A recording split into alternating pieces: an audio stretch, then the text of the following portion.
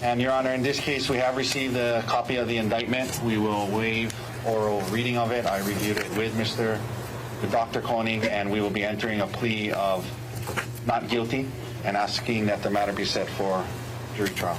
On the heels of a judge granting a temporary restraining order to a woman whose doctor husband allegedly tried to kill her on a Hawaiian cliff, that very same doctor is now pushing for a judge to let him out of jail. Well, on bail. I'm Elizabeth Millner with Law&Crime. Dr. Gerhardt Konig has been locked up since his arrest last month. His trial is supposed to begin in June, but before that happens, he's hoping a judge will at least grant him bail. When Dr. Gerhardt Konig was initially arrested for allegedly attempting to murder his own wife, he was hit with a $5 million bail. That is until a grand jury indicted him on attempted second-degree murder. When that happened, there was no bond. So Gerhardt stayed exactly where he's at, the Oahu Community Correctional Center. But his defense attorney wants the judge to set his bail at a reasonable amount. Gerhardt's attorney argues he was denied bail without a hearing. The defense says the state hasn't presented arguments in court that the anesthesiologist is at risk of obstructing or attempting to obstruct justice, at risk of fleeing, a serious risk to any person or in the community, or a risk that the person will engage in illegal activity. But taking a look at those reasons, Gerhardt already did some of those, allegedly. At risk of fleeing, well, after allegedly bashing his wife over the head with a rock, allegedly pulling out a syringe to poke her with an unknown liquid, and just attacking his wife on a Hawaiian cliff, Gerhardt took off and was found hours later. A serious risk to any person or the community, well, Gerhardt's wife had to get a TRO, or temporary restraining order, so he couldn't go anywhere near her or their children. You signed, you were indicating the information you provided was true and correct to the best of your knowledge. Is that still the case this morning? Yes, it is. She wrote in her petition, quote, "I am fearful that if Gerhardt is released from custody, he will return to Maui and attempt to harm or kill me, as well as harm or kill our children or other family members," end quote. And despite those reasons alone, Gerhardt's attorney argues bail has been granted in other matters similarly serious in nature. So will he actually get bail? We should learn more soon. His next hearing is scheduled for next week. The once esteemed doctor is looking at a lot of years behind bars if he's convicted. His jury trial is set for June, and likely the most impactful witness will be his wife, who at the last court hearing appeared to still be recovering from her injuries. She wore a headscarf, had a noticeable cut above her eye, and sat quietly while in court, not really saying anything until the judge spoke with her directly. But it's understandable though, right? I mean, what she's been through is horrible. The reason she and her husband were even on that cliff was to celebrate her birthday. Plus, from what Gerhardt's wife described to the court, her husband had been sexually abusing and assaulting her for months, even prior to him allegedly trying to kill her. In her temporary restraining order petition, she said her husband attempted to control and monitor all of her communications after accusing her of having an affair. That began back in December. Fast forward to March, when this cliff incident happened, tempers flared from Gerhardt, all because his wife didn't want to take a selfie near the edge of the cliff, which is understandable, right? But for some reason, it appeared to set the doctor off. His wife described that he yelled at her, pushed her into the bushes, grabbed the rock, and we know what happens next. Thankfully, other hikers were on the trail and helped her. But while Gerhardt was on the run, he allegedly confessed to what he did to his older son. So in addition to facing trial for attempted murder, Gerhardt Konig is also facing a lawsuit from his wife for domestic violence. A hearing in that case is slated for May 23rd. And that's expected to be followed by his jury trial, which again is supposed to happen in June. So who will testify? Well, that's unclear. But I imagine the hikers who found Gerhardt's wife on the trail, who are only ID'd as Amanda and Sarah. I imagine the first responders, the detectives, possibly Gerhardt's oldest son, and again, likely Gerhardt's wife. Will Gerhardt himself take the stand though? That's very unclear. But it's possible he might have to. But you know how it goes. Everything is always a wait and see. I want to give a huge thank you to Odoo for sponsoring us. If you don't know Odoo, they are an incredible all-in-one business management software that provides you with a range of applications. They have really cool features like their Projects app. Look, managing projects can be pretty tough, but with Odoo's Projects app, it truly doesn't have to be. You need a clear timeline, the Gantt view maps out your tasks and helps you stay on track.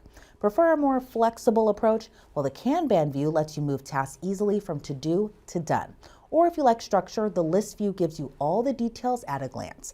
Plus, Odoo's comprehensive dashboard keeps you updated on task status, activities, and remaining time, so you're always in control. And with powerful reporting tools, you can track your project's budget, milestones, and profitability in real time. So right now, you can get a free 15-day trial of Odoo's all-in-one business solution and see how it can make your life easier. Scan the QR code on your screen or check out our link at odoo.com/LCNewsProject. We have lots to break down in this case, so I'm joined now by attorney Melba Pearson. Melba, always great to see you, and thanks so much for joining me today. First I got to ask, Gerhardt Konig was initially given bail, then he was indicted, he was held on no bail. Now his attorney is once again wanting or requesting bail. What are your thoughts on it, and do you think a judge will grant him bail? Yeah, it's always great to be on with you as well. And I'm a little undecisive as to which way the judge is going to go in this case. The defense arguments are normal and make sense because, again, the court has the duty in deciding whether or not someone should get bail or bond to figure out whether, A, they're going to come back to court, because that is the key reason that you would give one bond, to just make sure, hey, are they likely to come back to court? Number two, are they a risk of flight? So in other words, are they going to take off because they have family in another country and never come back to court? So there's that. And then the third thing the judge has to look at is whether or not the person is a danger to the community. So on its surface, you have a defendant who's a doctor who clearly has worked on the island for some time, has some roots to the island, does not seem on his face to be someone that's a flight risk. However, to me, it comes down to the safety of the community aspect. Because of the fact you have this injunction, otherwise known as a restraining order, against him, there's been allegations of him basically being very abusive towards her. We know that sometimes this can also result in stalking type behavior. So we certainly don't want to have a situation where he's out on bond and now starts to stalk her, sees her with someone else, and now we have another situation. And again, because of the volatility of domestic violence just in general and in the way these crimes are executed, it could be a situation where other people may end up getting harmed because, again, he's trying to target her, misses, and someone else gets injured. So all of these things the judge has to take into consideration. So it's going to be a tough one. If I was the judge, I would err on the side of caution and not give him a bond because of the dangerous allegations that have been made. And again, the concerns for her safety, the safety of the kids, etc. And it's interesting, too, that you bring that up because the defense argues that the state hasn't put up an argument about risk of fleeing, obstructing justice will cause serious risk to any person. But given that Dr. Gerhardt Konig went on the run for hours after the incident, then you have the offensive charge at hand that had him in jail in the first place of allegedly trying to kill his own wife. Plus, as you just mentioned, the TRO against him. Do you think the defense is just trying to do their job when it comes to even just requesting this bail? Absolutely, the defense is doing their job. And I think in some ways it would be malpractice not to at least ask for bond because they do have a factual basis to be able to ask for it. They're not asking for something that's completely outside the realm of possibility. But again, they have the issues that are not working in their favor, including the severity of the crime. And as you so rightfully pointed out, the fact that he tried to evade law enforcement. Now, does that mean he's a risk of fleeing the jurisdiction? That's a different story. Does he have the means to be able to? Does he have money in the bank account? Does he have a passport to another country or ties to another country or even family on the mainland, which could make things difficult because, again, Hawaii being situated where it is, if he has a friend or family member in New York, there's ways to extradite him, all of that, but why put the court in a position that they have to do all of that, waste taxpayer dollars to try to bring him back if this could have been avoided by not giving him bond? So.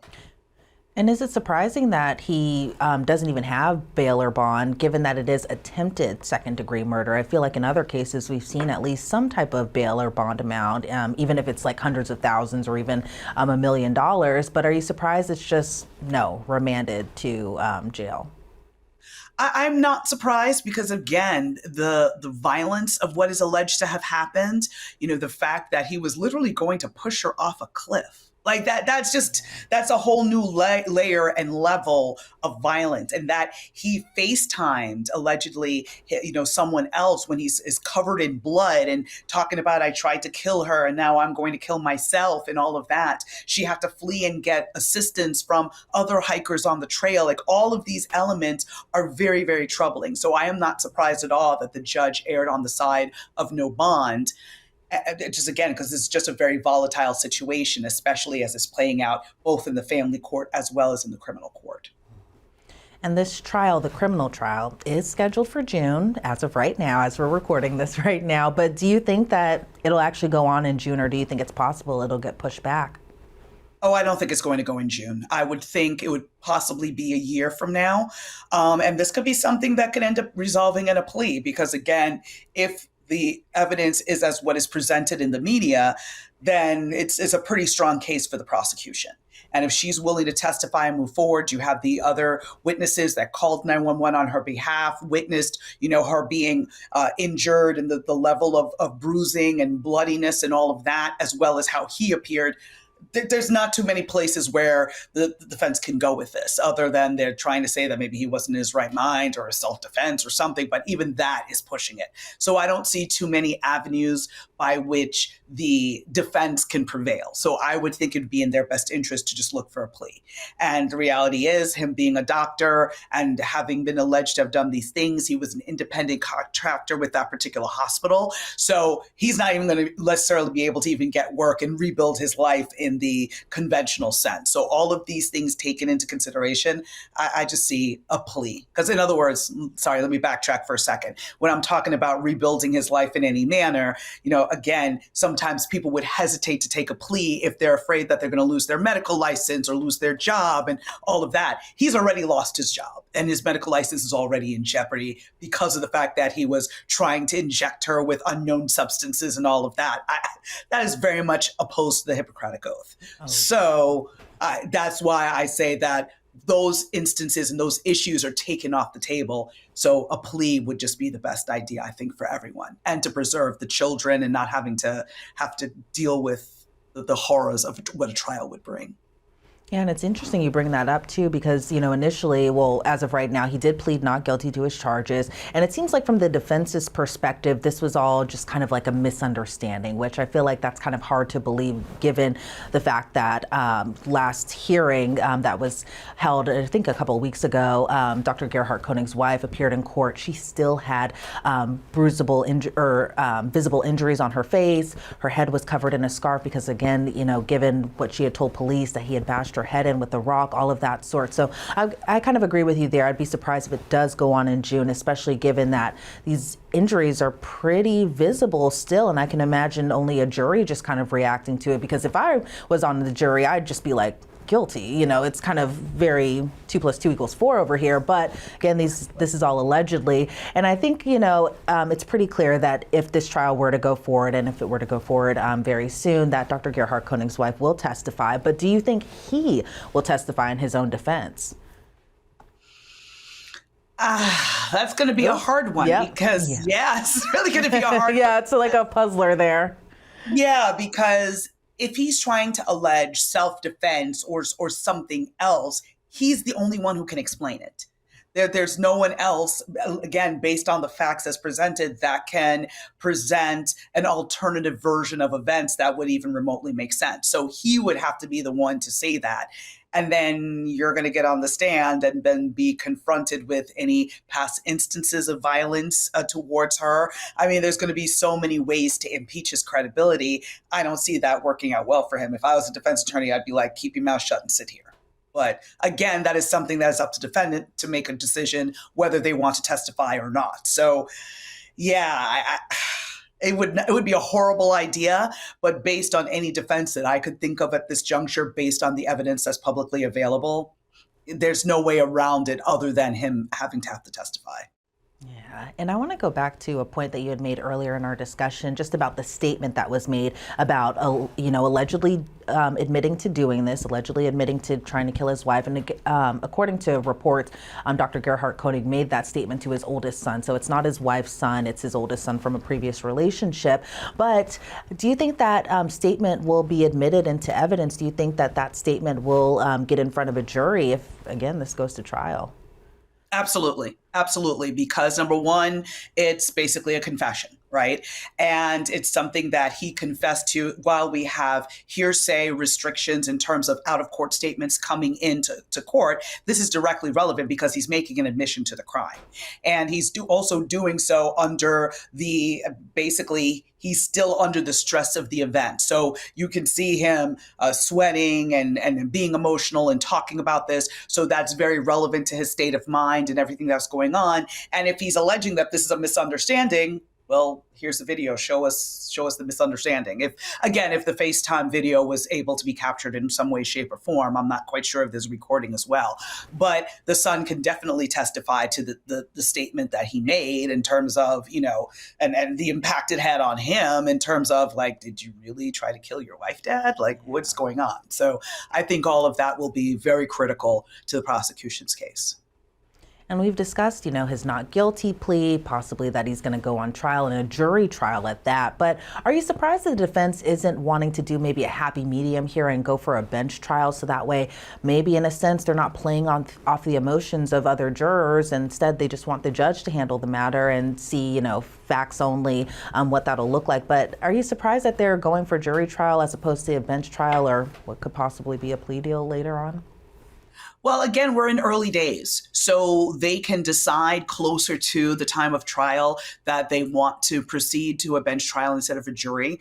A lot of times a bench trial, the judge being basically the trier and finder of fact, is a good idea if you're worried that the facts would be so salacious that the jury would be distracted from the task at hand and just be so caught up in how horrible the facts are. But again, if the whole allegation is that it's a misunderstanding, it's probably a little easier to find one or two jurors that you can maybe sway and implant a little bit of reasonable doubt, as opposed to a judge who has seen it all, heard it all, and can clearly see through that this can't be a misunderstanding. Like, this is pretty clear cut. Yeah. And how important is intent when we talk about this type of case? It's been unclear whether or not this was premeditated or if this just a spur of the moment thing, which I kind of find hard to believe given that you went on a hike with a medical bag that had syringes in it, but that's just me. But in terms of just intent of this, how important is that in a case like this?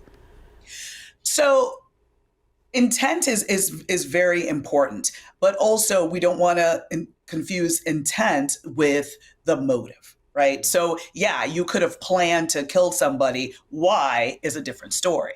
And so I think juries need to understand why. And I think that's very critical in having a successful prosecution, that you can explain why someone did this, but you can clearly show he intended to kill her because of the fact that he had the bag, he took these actions, he lured her to the edge and told her, hey, let's take a selfie. And, the next thing that was going to occur was pushing her off. That's not something that at the spur of the moment would have occurred. So normally second-degree murder, attempted second-degree murder is like, wanton and reckless disregard for human life. It is, heat of passion, just sort of like you're angry, you got into a fight, and you did something that could have caused death. This does not seem to be that type of scenario because, again, he was too well prepared for that. So I am surprised that it's not an attempted first-degree murder. But again, I think that intent aspect will loom very large over this trial because even if they proceed with an attempted second-degree murder, you can still add all the evidence of preparation. You're not necessarily arguing premeditation, but the jury can figure 2 + 2 = 4. So I think it's all going to be critical. And when we talk about domestic violence cases as a whole, and you and I have had a lot of conversations about them where it starts off very small. And I use the word small very loosely in the sense that it starts off with maybe a small argument. You cheated on me. There's no proof that you had cheated on me, that type of thing. Then it goes into control. Then it goes into something that is far more nefarious, far more scary, like in this incident where, Dr. Gerhardt Konig's wife could have died. I always think if those hikers didn't come on to that trail at that right time, that something worse could have happened to her. But in terms of just this escalation, whether or not it took a day or a month or months in this case, what are your thoughts on just the overall domestic violence aspect that is just, it's so hard to shake, especially as we talk about this case? Yeah, and it's just another example in a long line of tragedies that could be avoided in a lot of ways.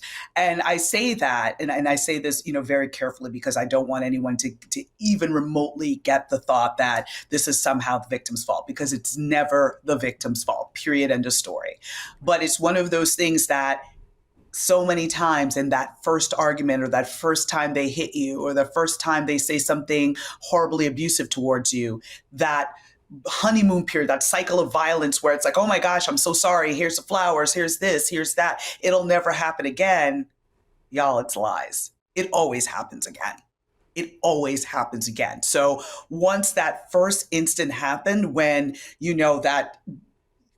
that horrible instant where you're like, this did not just really happen. Oh my gosh. And that vision of the relationship you thought you had has been shattered. Don't retreat from that. Like, just keep moving, because it doesn't get better.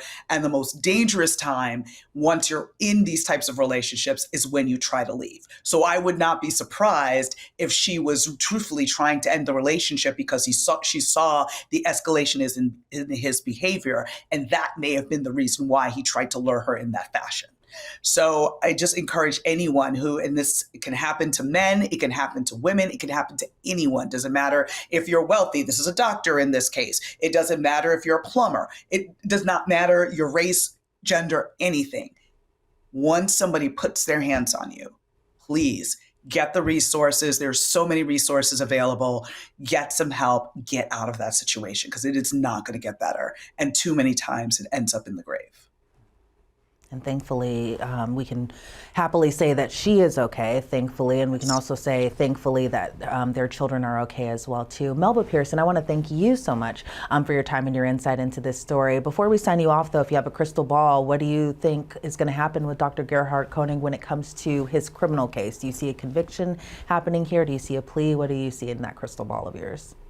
My crystal ball says there's going to be a plea. If it was me, I would say 25 to 30 years in prison type of plea. Again, that all depends on Hawaii's laws, what their maximum is for attempted second-degree murder, all of that. Or if the prosecution decides to try and seek additional charges or a higher charge. But that's the kind of the realm I'm thinking. If it goes to trial, I believe he will be convicted and get the maximum. Well, we'll see what all happens when this case does go to trial, or if it doesn't go to trial, we'll all be here to see what happens next. Melba Pearson, again, thank you so much for your time today. I always appreciate it. Thank you. And Gerhardt Konig's next court appearance is slated for Monday, May 5th. And again, he's supposed to appear in court for his domestic violence suit on May 23rd. The criminal trial is scheduled for June. Reporting for Law&Crime, I'm Elizabeth Millner.